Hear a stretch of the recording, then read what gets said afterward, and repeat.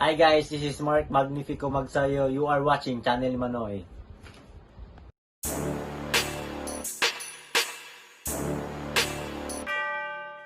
Magandang araw mga pre, mayong adlaw pod sa mga Bisaya diha. March 2, 2012, ang pitsa na kung saan ginulantang ng Pinoy boxer ang bansang Thailand nang talunin at pabagsakin ng 4 na beses ang greatest fighter sa laban.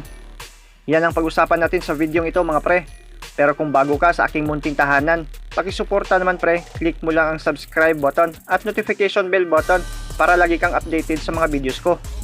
Sunnyboy Haro, ang Pinoy boxer na lumaban para daw makabili ng tricycle para may permanenteng income na rin para sa kaniyang pamilya. May edad noon na 30 at may kartadang 33 wins, 10 talo at 5 dito ay tabla. Tinanggap niya noon ang offer para labanan ang tinaguriang greatest boxer ng Thailand noon na si Phongsaklek Wongjongkam na may veteranong boxing record na 83 wins, only 3 defeats at 2 tabla at may edad na 35. Bago daw ang nasabing laban ay tila minaliit daw ang ating kababayan. Kaya diskarte ng kampo ni Sunnyboy Haro ay pagbutihin ang training at sorpresahin ang Thai fighter. Dahil kumpiyansa ang trainer ni Haro na di kakayanin ng veteranong boxer at champion ng Thailand ang lakas ng ating kababayan. At sa mismong laban na nga ay sobrang nasorpresa at nagulantang hindi lang ang champion ng Thailand, pati mismo ang mga boxing fans, kasama pa ang komentator na halatang nanlumo sa sinapit ng kanilang pambato. 4 na beses pinabagsak ni Sunnyboy Haro, ang defending champion at veteranong fighter ng Thailand. Ang resulta, nabingwit ng ating kababayan ang panalo via 6 rounds TO at nakuha pa ang WBC World Flyweight na titulo. At dahil ito sa matinding training at sa kumpiyansa na rin ng Thai fighter. Sabay natin panoorin kung paano pinabagsak ng 4 na beses ang champion ng Thailand sa kanilang maaksyong bakbakan. ที่บริเวณท่าสารกลางจังหวัดชลบุรีนะครับการป้องกันตำแหน่งครั้งที่ 5 ของพงศักดิ์และยิงครับดูครับทั้งหนาทั้งตันนะครับดูหัวไหล่ครับโอ้โหเลิศพื้นเวทีนั้นโดนกดแยกโอ้โหครับแฟนๆต้องระวังเลยครับถือว่าพงศักดิ์ต้องระวังนะครับถือว่ามือแตะพื้นนะครับก็ตามกติกาของสภามวยโลกนะครับว่าถูกชกล้มส่วนใดส่วนหนึ่งถึงเวทีนั้นจะต้องยังลื่นอยู่ครับแล้วคาดว่าถ้าเราไม่โดนจังๆก่อนนะครับโอ้นะครับลื่นแล้วก็ทำให้การคอนโทรลเท้านั้นลำบากนะครับมีความผิดพลาดเกิดขึ้นต้องระวังครับมาแรงมากบอยฮาโร่มาแรงมาโอ้ยขวาอีกหมัดนึงอยู่เต็มนั้นซัมนี่บอยจารุไม่ต้องโมโหนะครับเอาละครับขับชายยกที่แล้วนะครับ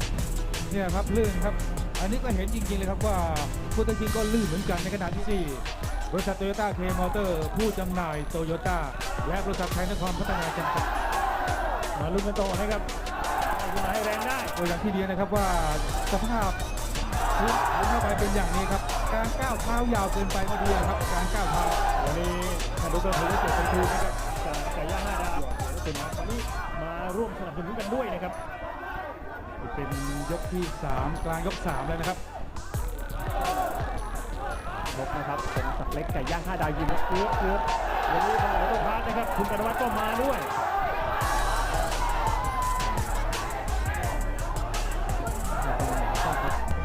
ครับตัวเตี้ยกว่าแล้วยังก้มต่ำอีกแถมยังมีศีรษะเป็นทูตเป็นหมัดที่3อีกต้องระวังให้ดีครับไม่ต้องคุณต้องถึงบอลโลกเดินให้เราต่อแล้วนะครับปักหลักแน่นๆครับไม่ต้องเดินมากไม่ต้องหมุนมากครับเดี๋ยวลื่นลงเนี่ยครับปักหลักครับล็อกให้อยู่ลุกเอา3-4 หมัดเรื่อยๆเลยเข้าไปโอนไม่ต้องกังวลคอยเน้นและต่อยมีหน้าที่ต่อยนะครับพงศักดิ์เล็กซ้ายตรงทางยายกที่แล้วครับโอ้เป็นยกที่คู่นี่ครับไปโดนแล้วลงไปครับกรรมการเลยนับเราครับแล้วหลังจากนั้นครับซันนี่บอยก็ลุยแหลกเลยครับต่อยด้วยความแรงนะครับเอาละครับสู้กันต่อครับเราโดน2 นับแล้วผ่านมา4 ยกเราแพ้อยู่2 แต้มนะครับ กระจาเช็คบินเลยนะครับบอยฮาโร่วันนี้ก็ขอบคุณทั้งนักมวยชวงประกอบอัตภาพนะครับเกมเตอร์อนุชินเยลที่รุ่น888 9 เหรียญนะครับ ทำด้วยความยากลำบากนะครับก้าวขายาวก็ไม่ได้ถอยมากก็จะลื่นครับเอาละครับหลักๆใกล้ๆครับ ต่อยแล้วต้องระมัดระวังด้วยนะครับลูกสวนของบอยฮาโร่ คะแนนเราเป็นรองอยู่2แต้มนะครับ4ยก36-38 มีบอลจ่าโรครับหน้าลอยไม่ได้ด้วยนะครับซ้ายอีกทีนึง มีการวางแผนของเขาคือตัดลำตัวเราทั้งตัดลำตัวทั้งทบต่ำกว่าเข็มขัดนะครับทำให้แชมป์โลกของเราเนี่ยหมดกำลังไปเยอะพอสมควรเลยทีเดียวครับ ไอ้ลำตัวเนี่ยปึ๊กเลยครับต้องยื้อเกมนะครับเราต้องยืดเวลาออกไปเพื่อหาจังหวะเหมาะๆครับ แล้วก็ต้องระมัดระวังเรื่องหมัดสูงของบอยฮาโร่ด้วยนะครับ โอ้ยเลยนะครับเดิน1 ครั้งครับแต่ว่าไม่ถึงขนาดตัดคะแนนนะครับ นี่ไอ้ลูกนี้ลูกอันตรายเนี่ยลูกอันตรายแกนูเนียมาอย่างนี้แหละอันตรายนะครับเอ้า โอ้3ก็ยังไม่ถึงขนาดตัดคะแนนนะครับขอบคุณบริษัทโรงงานเภสัชกรรมแหลมทองการแพทย์ลาด นะครับโดยเฉพาะวิเศษไพฑูรย์ไก่ย่าง5 ดาวนมสดเมจิแล้วก็วันนี้ทั้งโตต้าเทนแล้วก็21 แห่งและ17 แห่งนะครับโดยคุณวิเชียรนะครับ ตัดคะแนนแล้วนะครับ แล้วตัดแล้ว แล้วครับเพราะว่านี่เป็นการเตือนครั้งที่ 4 แล้วนะครับก็ต้นยก 6 ครับ แต่เราดูตามคะแนนที่ 4 ยกแล้วก็ยังเรายังเป็นโอ้โอ้โดนเข้าไปทุกอีกครับพงศักดิ์เล็กยังเมาอยู่กับ5 ลิตรเลยนะครับโอ้พงศักดิ์เล็กครับเราเสียวครับครั้งที่ 26 ครับตอนเทียบเท่าโอ้เจอหลุยครับแล้วโอ้ครับยืนไม่อยู่แล้วนะครับยืนไม่อยู่แล้วครับพงศักดิ์เล็กโอ้ดูครับโอ้สำคัญมากครับสำหรับชีวิตของพงศักดิ์เล็กไก่ย่าง5 ดาวยิมในวันนี้ครับ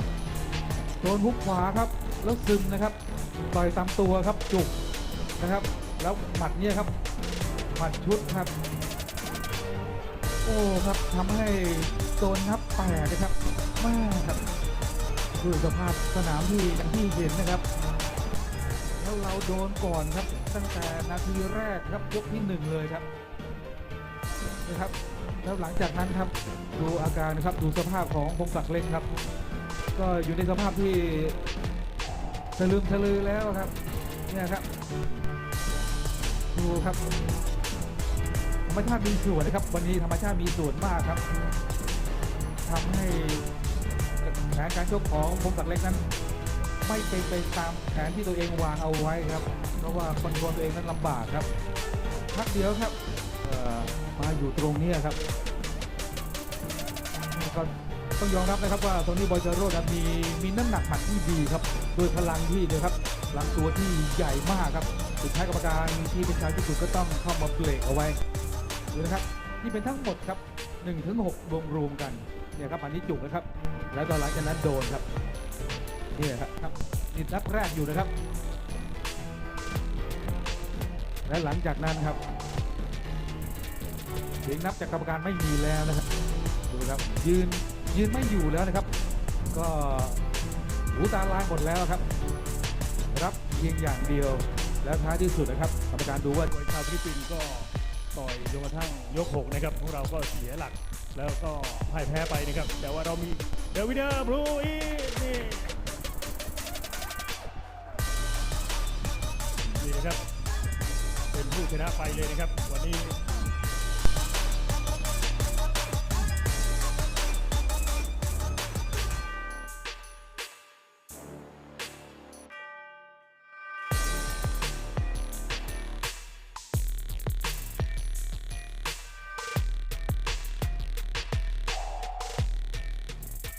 Shoutout kay Grayson Olympus Salas, Year Roll, MDT 1999 from Camiguin, Ronjel Fernandez from Cebu, Eugene Urbano from Dumanhog, Cebu, Jovert Lazarte, Na Patual, Wilgie Haparota. Ingat kayo dyan pre at maraming salamat sa panonood.